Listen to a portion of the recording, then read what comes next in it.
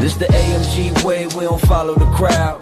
Quiet money moves, we just say it out loud. Tax-free living, long plays over hype. Build it right once, let the legacy right. We talk ownership. What is happening, AMG fam? What's going on? It's your guy Mondo here at the AMG Podcast. Today, we are going to have fun. We have fun all the time. I want to bring on my guys today, my homeboy, Larry Woods, and our wonderful new friend, Mason Squires. What's up, homies? What's going on? What's up? Not much. How are you? Doing great, man. Doing great. Thank you for spending the time with us. You know, Larry is out in Texas. I'm in Florida. You in Utah. So we're doing the whole, across the country swing. You know what I'm saying? There we are. Yes, indeed. Yes, indeed. 3 different time zones. Yeah. Oh, yeah. There you go. We're getting fancy these days, man. Get fancy. Yes, indeed. So, man, I want to kind of introduce you to everyone based on what I know. There's a ton I don't know. So we're going, we're kind of going in loose with this. So if you're watching, we just met on the phone last week. We had a quick Zoom call while you were in the car, headed somewhere, and now here we are. So this is going to be a wonderful time of just exploration through the life of Mason, right? So, so we have a mutual friend, right? And he recommended that we connect, and here we are. So you're in Utah, right? Yes, sir. Yep. Yes, indeed. Yeah. Tell us a little bit. Give us a 30,000 foot view of who you are, your family life, and kind of what you do for a living, man. Real quick. Oh, man. Okay. Well, so my name's Mason Squires. I live in Utah, Heber City, and 30,000 foot view. I'm just a guy who likes to have fun and take risks and learn. So that's what I've been doing my whole life, and then decided to turn that into a business. I got a wife, 2 kids, 5 and 3. There you go. Awesome. They keep me busy when I'm not busy. So I love that, man. I love that. You got some wives walking around called toddlers. Yeah, exactly. Yeah, man. Well, that's awesome, dude. I've got a 6 and 3-year-old. I got a whole village over here. That's just 2 of the village. But yeah. Larry's a soon to be empty nester, right, Woods? Come on, Larry. I got a ways before I'm there with you, but 18 and 20. Right on, man. Yeah. So I think Cam was probably going to look up on a cruise or something and see Larry and his wife next door. Yeah. That's awesome, man. Hey, so I love this, man. I mean, we're going to dig into this and get a little deeper, but so right now you have a restaurant with your beautiful wife. You guys are doing your thing, right? What did you do before, like specifically, what did you do before this whole venture? Oh, dude, I've been a salesman since I was like 18. Oh, okay. Well, cool. And doing what? Like selling what? Dude, so my first sales job was, I guess 19, but my first sales job I was selling leads to real estate agents. So we had like this software that would pull expired listing homeowner information, and we'd sell it to real estate agents so they could call them and get the listings. Dude. And I went, man, I've done a lot. I've done a lot of sales. I did some. Oh, go ahead. B2C. So B2C and maybe even B2B. Yeah, B2B. Like more recently B2B, but initially, B2C. But I mean, realtors are kind of business too. Yeah, right. Yeah, individuals. For sure. And did a little bit of retail too, but not for long. So you go from B2B, B2C, and a bunch of all the things in between. I'm sure, if you've been in sales, that's kind of the journey, right? You recognize like everyone's trying to find their footing on different lily pads, right? Trying to figure out which one is going to stick. And then you land into the restaurant business. So whose idea was that? Oh man, so kind of cool story. My wife has had this idea since she was like 16, way before I knew her. Oh, okay. She even ended up getting a lease on a place when she was 19, and it didn't work out. Then we got married. We got married right after that. And then we just did the life thing and regular life thing, and opportunity came up, and I was tired of selling. It's like a lot of people love it. I never really loved it. I just loved the money. From it. So I kept doing it, and I had experience, right? So it was easy to get jobs and stuff like that. But anyway, I was ready to jump. So opportunity came up and we sent it. So would you say that you're still in sales, but just a different form? Yeah, for sure. I mean, but it's good. All that experience has helped a ton. Bet. Yeah. With customers and just offering like caterings and stuff. Like I know the process, really well. Mm-hmm. So I really just figure out what they need, and we don't lose out on a lot of catering inquiries. We usually close them if they come to us. So because of your sales experience. Yeah, I guess so. I guess our food's really good too, so that helps, But yeah, it's gotta be slamming. So yeah, right. If your food is trash, catering don't matter. Yeah, exactly. So that's cool. Larry, what you got anything for him before I dig? I'm gonna pivot a little bit. Okay, so staying with that sales, there's always a product involved, right? Yeah. So the product usually changes, so you have to kind of shift how you promote products, right? And customers can be finicky, right, for the most part. Yes. So what major shifts are you seeing in the restaurant industry right now? Well, people have less money to spend.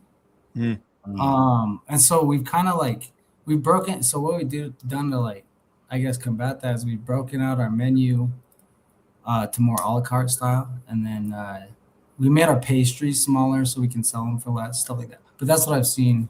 A lot of people don't have the extra money right now to spend on going out to eat. You know, so the first of the year, we always kind of see a little bit of a hit because New Year's resolutions and stuff. But yeah, that's been the main thing. But honestly, we have a lot of locals that are they come in daily. So that's nice. But yeah, that's been the main thing that I've noticed. So we try to keep our prices within reason, but still, still cover the bills and stuff. So what's the name of the restaurant? Because I don't think we ever even talked about that. Oh yeah, it's called Jade's Cafe. Jade's Cafe. Okay, let's make sure. Yeah, so that's my wife's middle name. Okay, we gotta make sure we put that in the description. Make sure everybody knows and put the links and website and all that stuff. So we'll make sure we do that. I appreciate it. That's dope. All right, little pivot. Ready? Yeah. Okay. So a lot of times where we land as a career, the thing we're doing currently, right? It's not something we really dreamed about, years and years and years ago. I've mentioned this to you before. A lot of times what we're doing now has found us. Yeah. You're right. You know what I mean? For instance, what we do, I wasn't in middle school. Man, I can't wait to be in the financial industry. That wasn't my, you know what I mean? Yeah. But then years later, life and relationships, next thing you know, here you are and you're doing your thing. So talk to us about your journey. I know it was a dream of your wife's and you guys, but what made the timing right to end up doing it? Because you guys had babies, you were in sales, and what was she doing at the time? So she's an interior designer. She still is. Okay. Her and her sister's mom own a interior design firm out here called Nomad Soul Interiors, and they've been doing it since I've known her. But yeah, so that's what she was doing. Yeah. And you want me to speak on how I came up with opening a cafe? Yeah. Is that? Absolutely. Uh-oh. I think we got, sorry, dude. I think we broke up a little bit. Yeah, so she's an interior designer. So neither of us were in food. I was a line cook for 6 months when I was younger. But I mean, as far as food goes, we weren't in it. Okay. We love coffee though.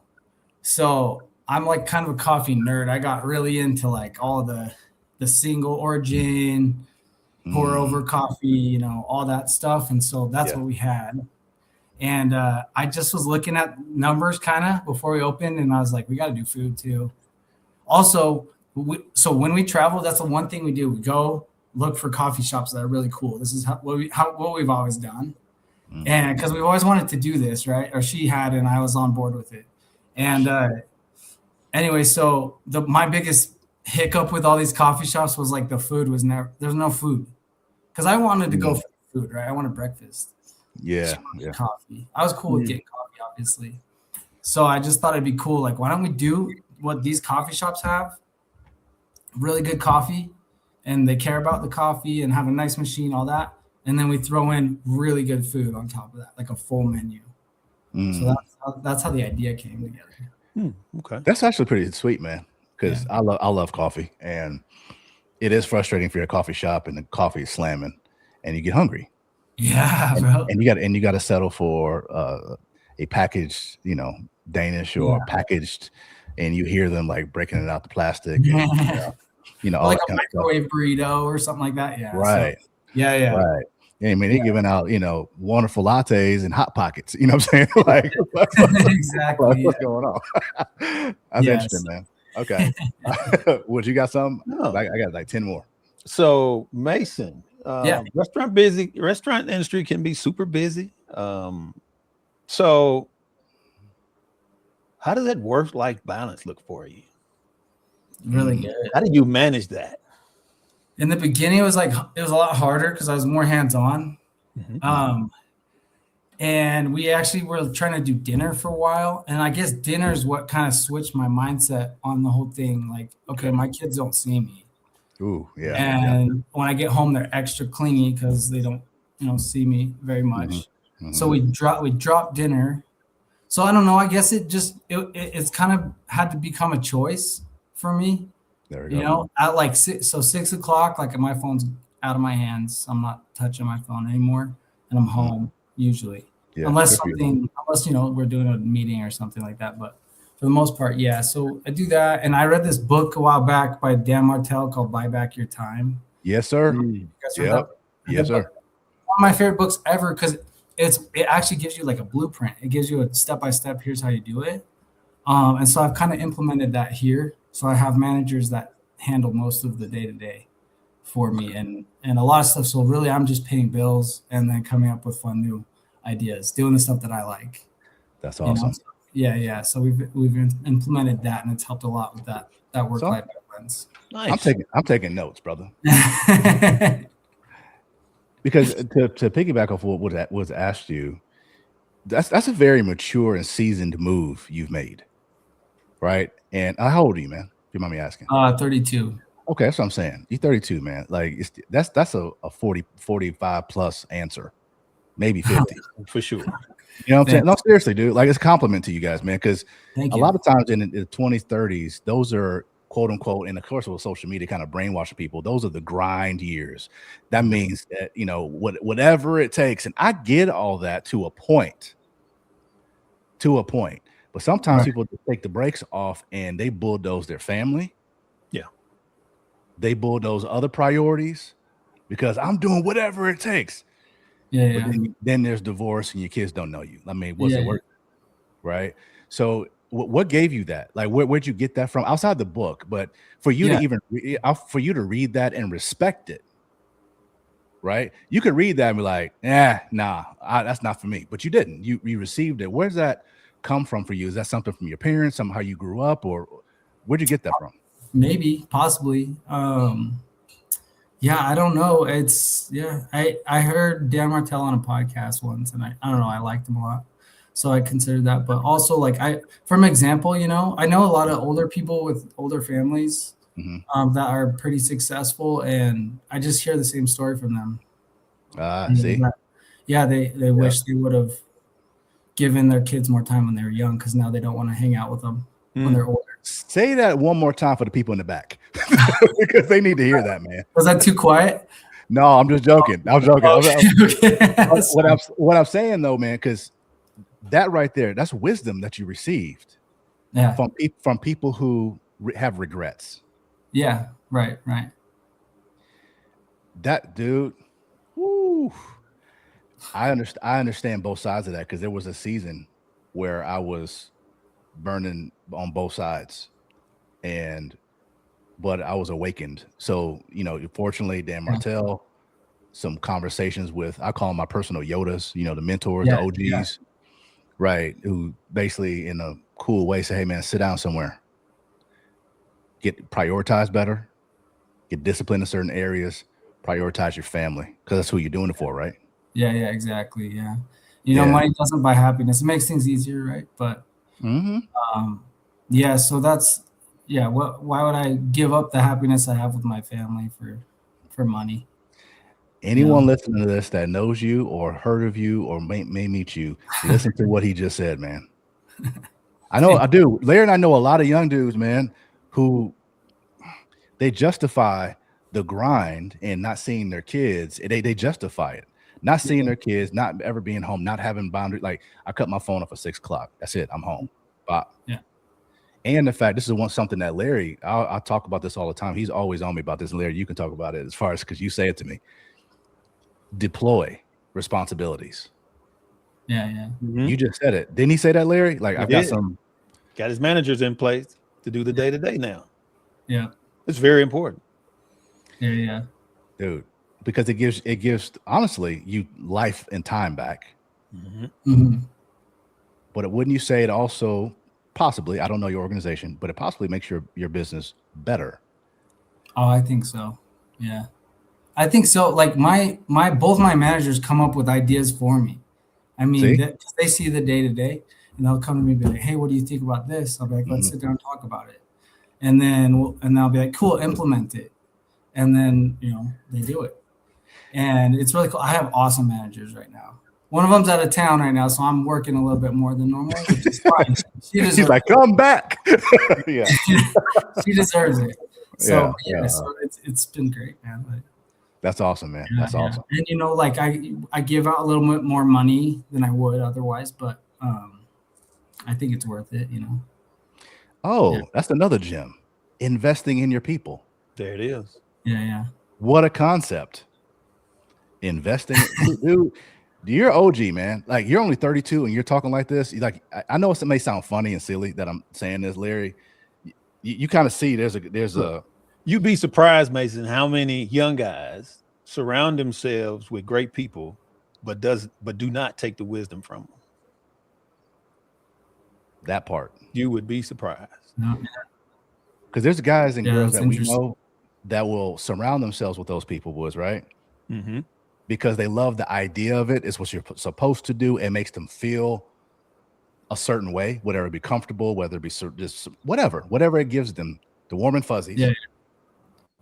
But they don't activate it. Mm-hmm. It just makes me feel good, but I don't activate it. And it's like, wait a second, man. Why are you hoarding all these wonderful gifts you have around you? Right? Like, why are you not deploying people who have gifts that you don't? Or people who have experience that you may not have. So that's cool. I think you're dropping a lot of stuff, man. Go ahead. This is great. Thanks. No, I was just going to say, I think a lot of that is from when I was younger, not listening to wisdom and learning the hard way.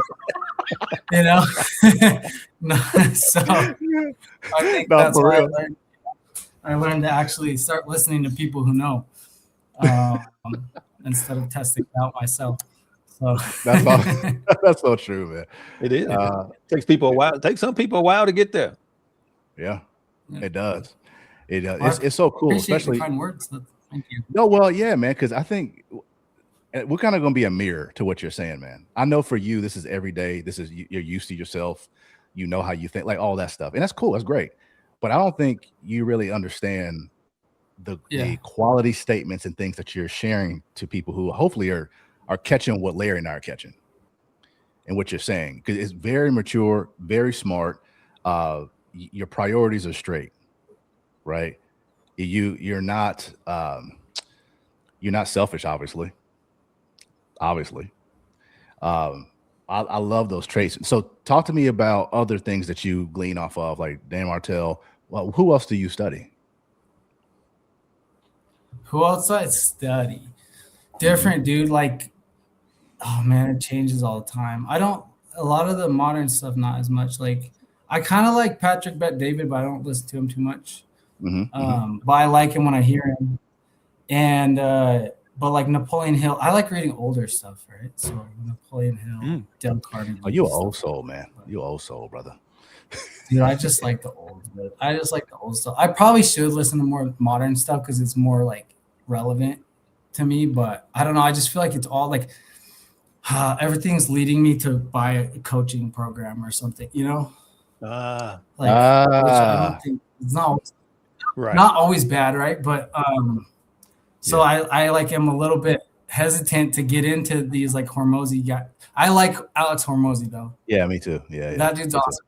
he'll go out in front of 20,000 people in a freaking tank top and shorts, and it's just like I'm like, dude, this guy is chill as they come.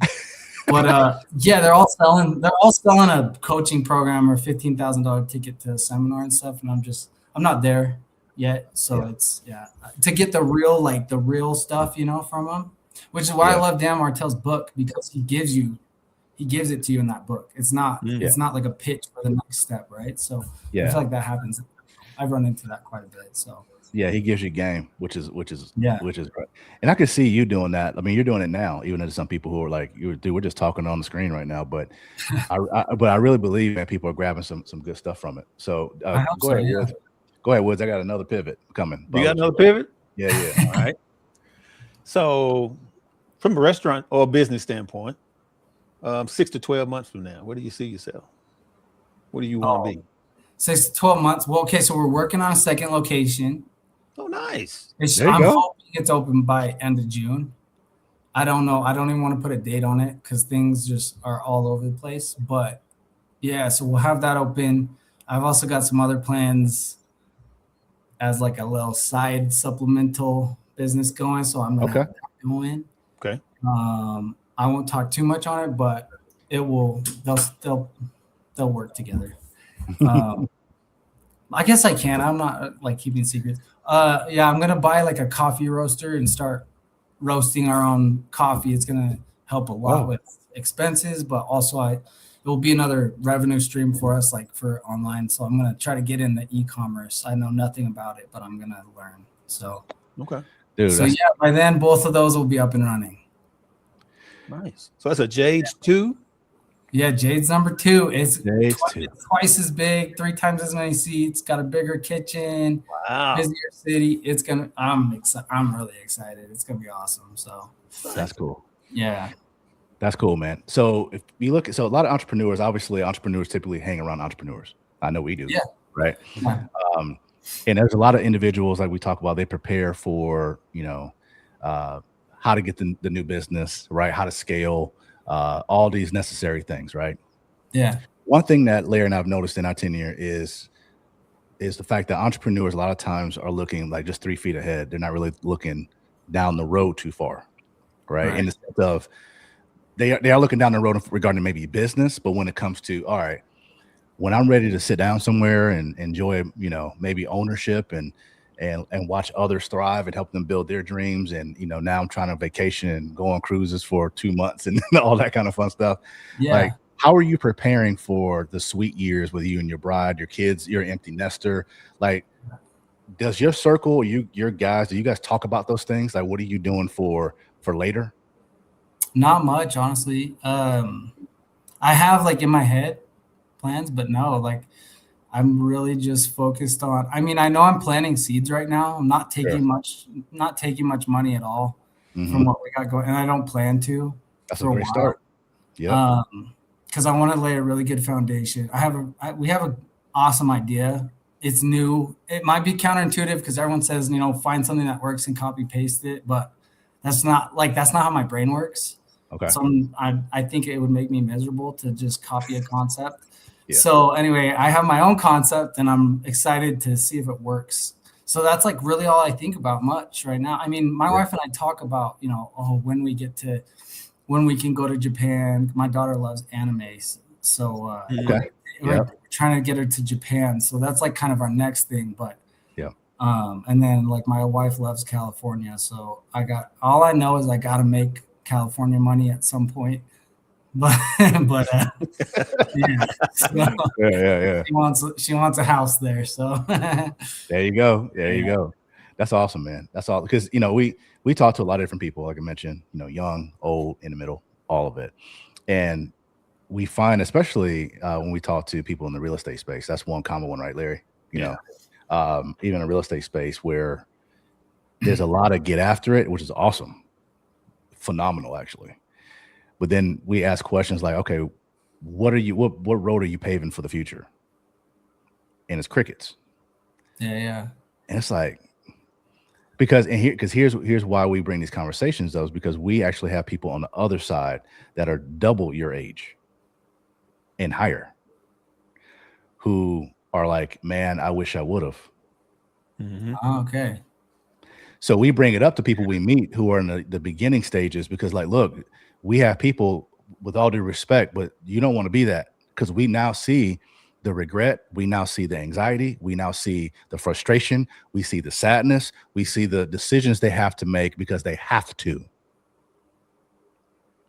Because they were all about eating, and not really planning and storing away and positioning and leveraging and growing, all that kind of stuff. So that way, when they're older and their back's hurting, right, the energy is different, health has changed a teeny bit. You know what I mean? Like it's not a direct correlation to how you feel, what you're able to do, in your income, because you've already planned and it's still there. And so, that's why we asked that question. It may seem a little out of left field, but I think it's great for people who are watching, entrepreneurs, people who know, love, and trust you. It's like, this is something real. If you're building a business, well, how about build your business and build your future, and not from I'm building my future. No. Just like you plan right now, Mason, right? You plan. You seem like, okay, we got Jade's, we got this, we got restaurant number 2, we got that. But do the same thing for when you're 60 plus. Okay. Do the same thing for that, so you don't get caught with your pants down. Yeah. We've seen that. And Woods, it's sad, bro. Unfortunately, yes, it is. Okay, so are you talking like business-wise, investments? Like, what do you... All of it. Yeah, business-wise, investments. Like, what is your business going to look like when you're not working in it at all anymore, right? Yeah. What does your life look like? What does your daily life look like? Your personal life, financially, your kids, all the elements that surround Mason Squires and your wife. What's the plan, not just for today? Like, here's one thing that it's not a suggestion. This is what I do. So just take it for what it is. Yeah. I go down the road mentally. What would I like there for my family? My wife and I talk about it. And we look at everything that's said, and we get reasonable in the sense, you know what I'm saying? We're not being ridiculous, right? All right, this is the kind of life we would want. All right, let's reverse engineer it. Let's back the truck up and see, how do we get to that? So in order to do that, we got to do this. In order to do this, we got to do that. And we'll just keep coming back and say, okay, well, that means today we need to make some adjustments and make sure we do this so we can start going, right? So it's really reverse engineering and saying, okay, that's what I want. What's the step before that? And a step before that, and a step before that. Because I'm gonna tell you, man, we know a lot of people buckshot in life and just hoping they hit something.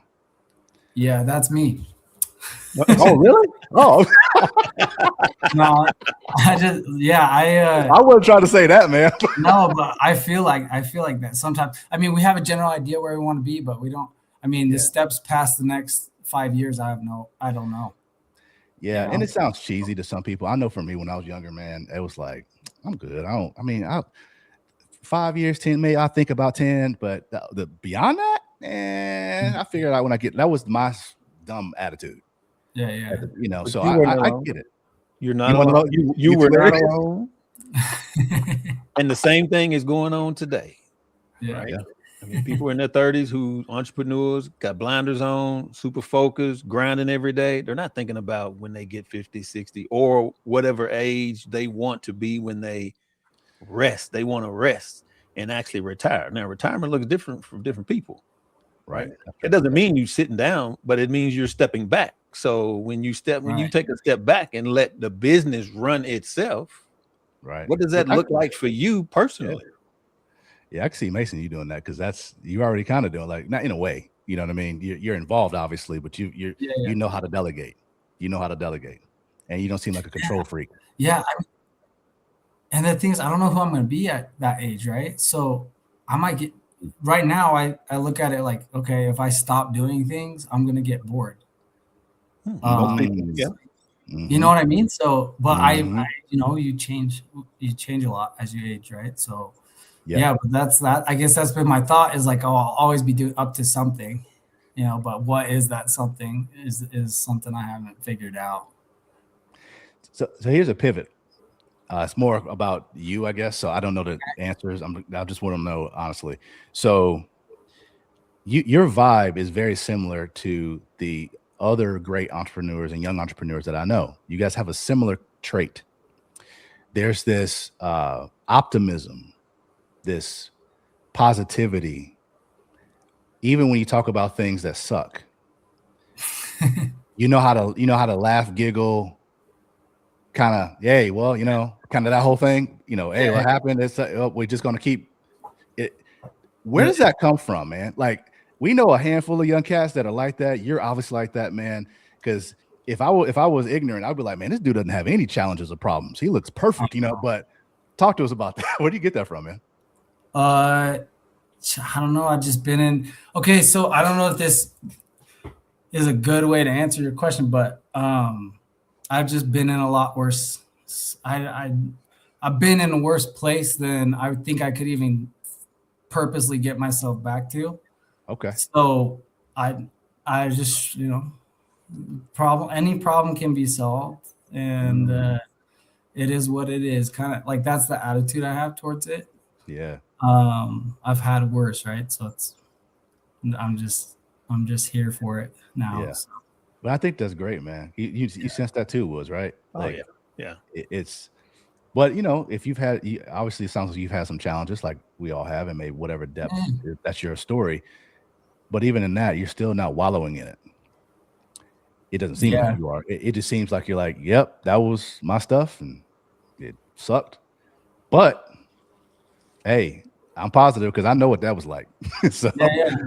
And the thing is, I was fine back then too. So, I just know I'll always be fine no matter what happens.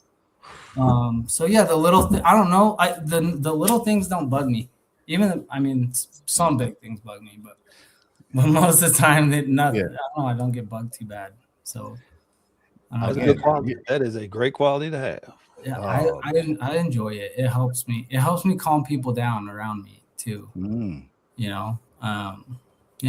Signs of a real leader, man, for sure. Thank you.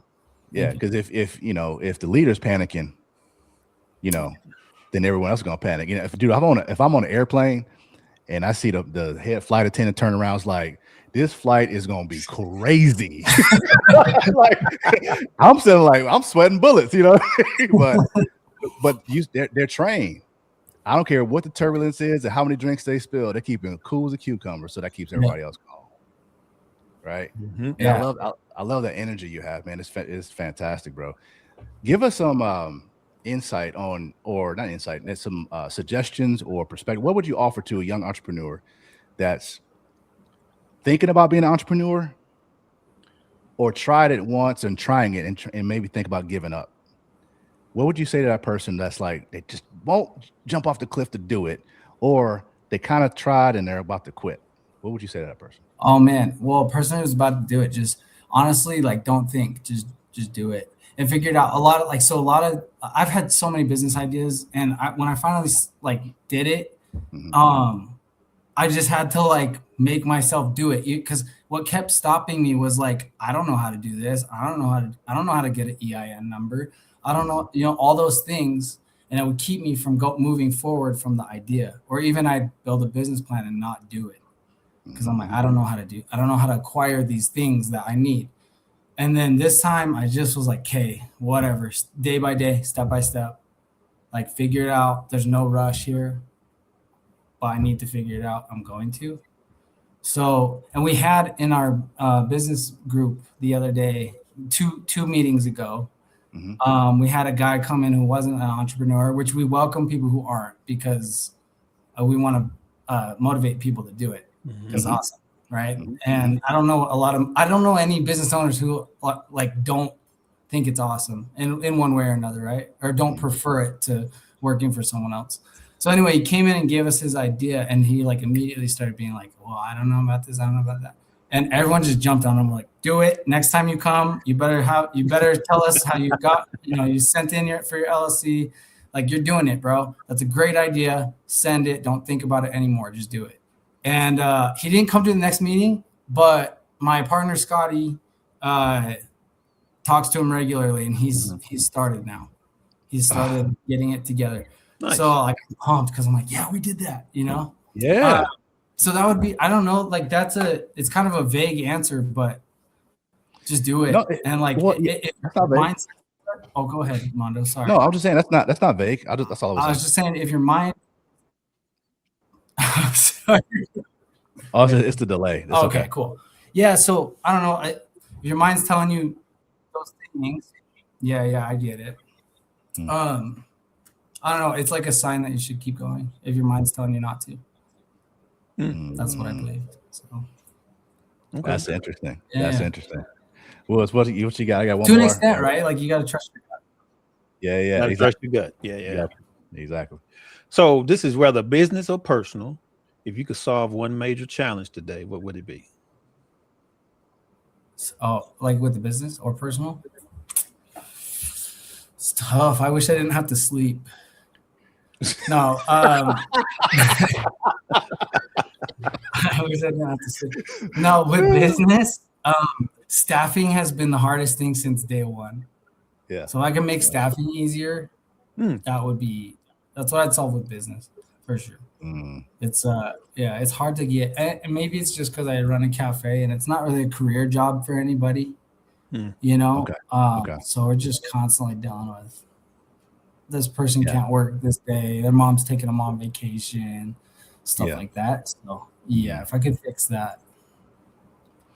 Wow. For sure. Well, I think I think a lot of businesses, like, a lot of restaurant owners would probably say that, right? And even in sales position, even in sales, like just other types of sales jobs, right? Like it's the revolving door to a degree, or just all the dynamics you mentioned. So yeah, especially in sales, I feel like, because I'd get bored of selling the same thing and just leave, or like sales company. The salaries are competitive, right? There's always better pay somewhere else. So salespeople leave a lot. They're not. Yeah.